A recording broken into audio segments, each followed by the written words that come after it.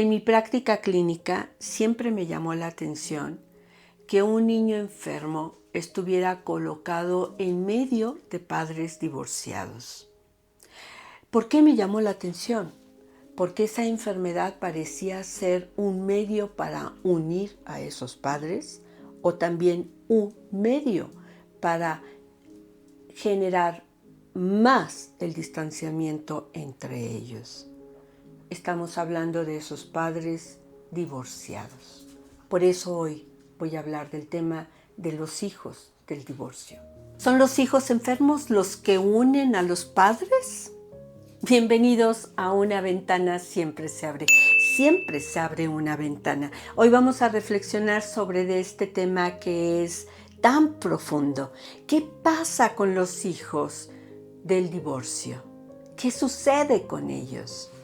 Porque nosotros no podemos mirar a esos niños enfermos fuera del contexto familiar en el cual se encuentran.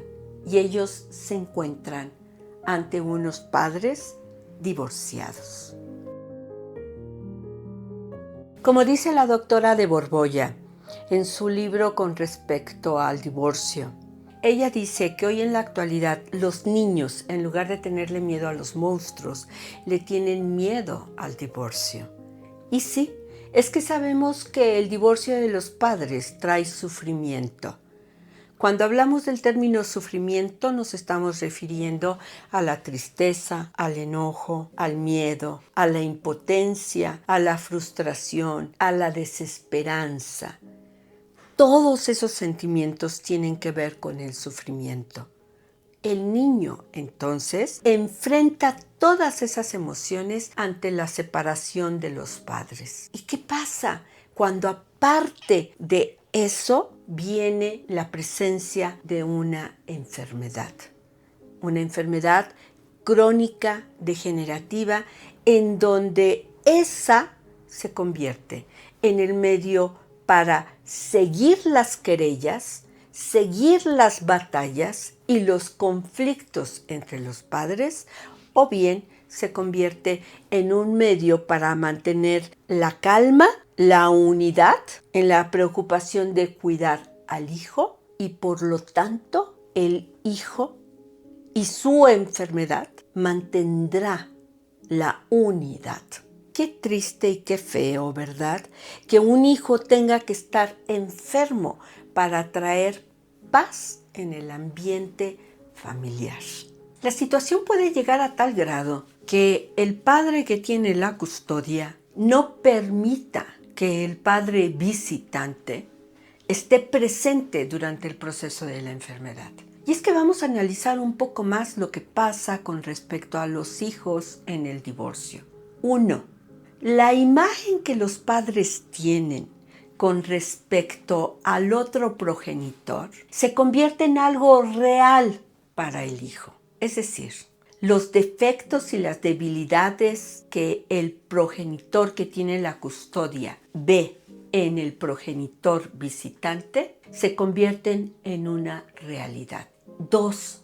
Los conflictos que antes se vivieron se reactivan. No están resueltos. Entonces, en medio de esa situación, uno y otro se reclama el pasado vivido y las actitudes que en ese momento se tienen están sobreexageradas, lo que diríamos hiperreactivadas, de tal manera que no logran ser adecuadas a la circunstancia que en ese momento se está viviendo.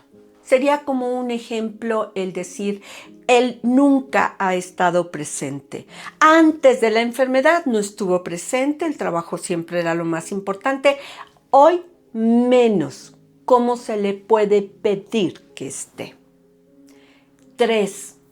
Los padres divorciados pueden armar una batalla campal cruel, sin reglas, en un ping-pong donde el hijo va y viene de una manera en donde se agredan y por lo tanto las necesidades y los intereses del menor sean lo menos importante.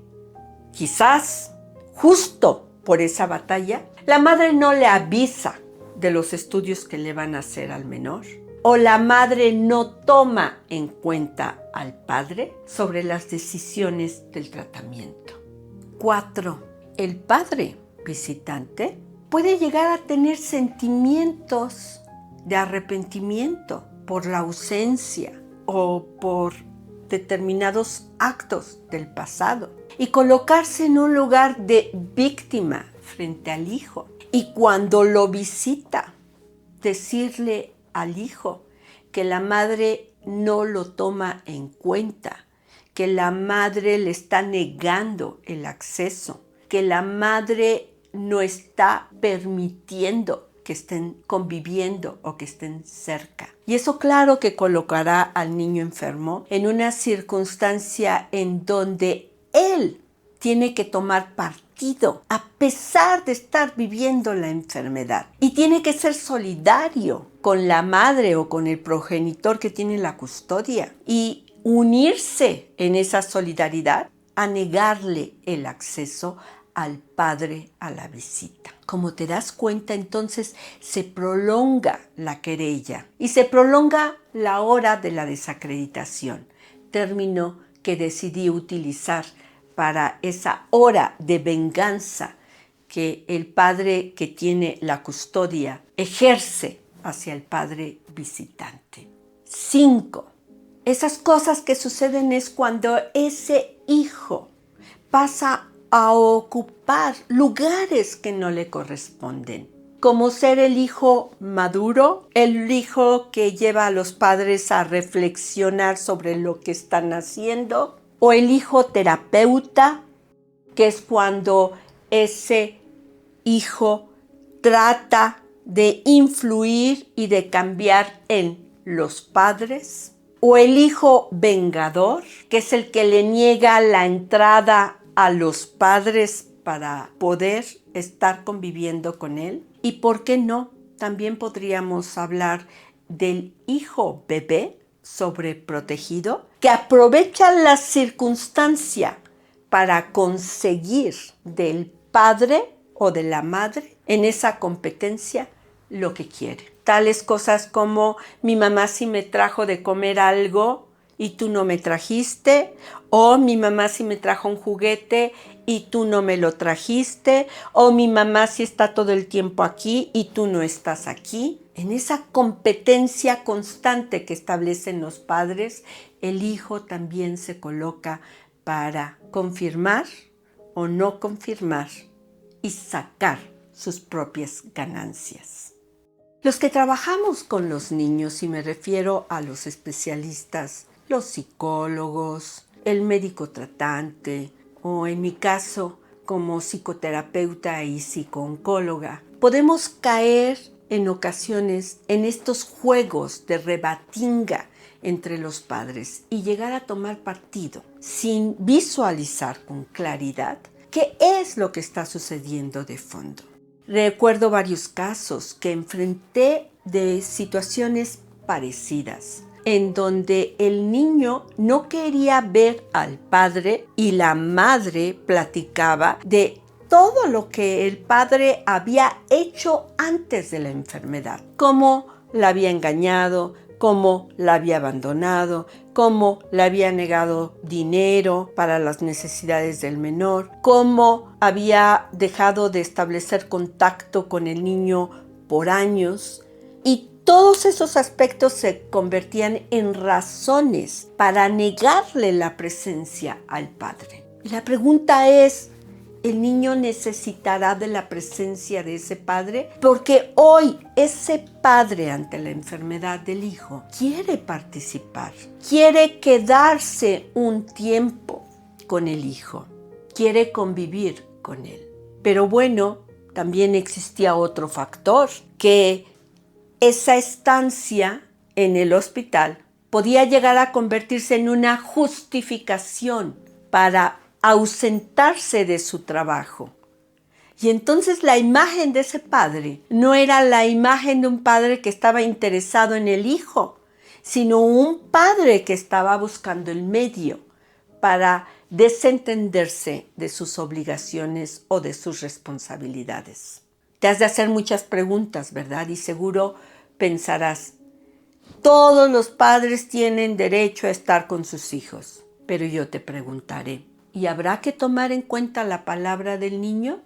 ¿Y habrá que escuchar cómo está matizada la decisión del niño? Si el matiz tiene que ver con la querella de los padres o si realmente ese niño es afectado con la presencia del padre. Concluyamos, si trabajas en un hospital y tienes que ver con niños que están en medio de conflictos entre los padres, no te dejes llevar por esos comentarios que hace uno u otro. Trata de analizar la situación de fondo. Trata de entender que ellos traen muchas cosas por resolver, y me refiero a los padres, y que el interés del niño es el principal.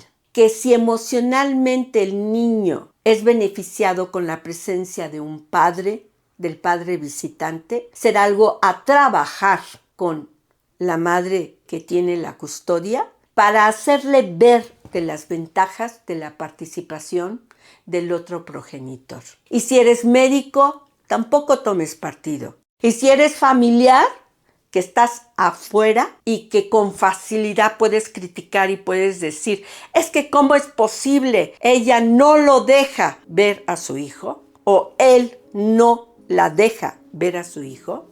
Tendremos que comprender más toda la dinámica que está en juego para poder hacer una adecuada intervención. Este es un tema que no se habla con facilidad, pero que enfrentamos con mucha frecuencia. Nos vemos la semana que viene. Vamos a seguir investigando temas para que tú te intereses. ¿Como cuál, por ejemplo? ¿Qué te parece que hable sobre el machismo? ¿Hay machismo en la actualidad o es una cuestión del pasado?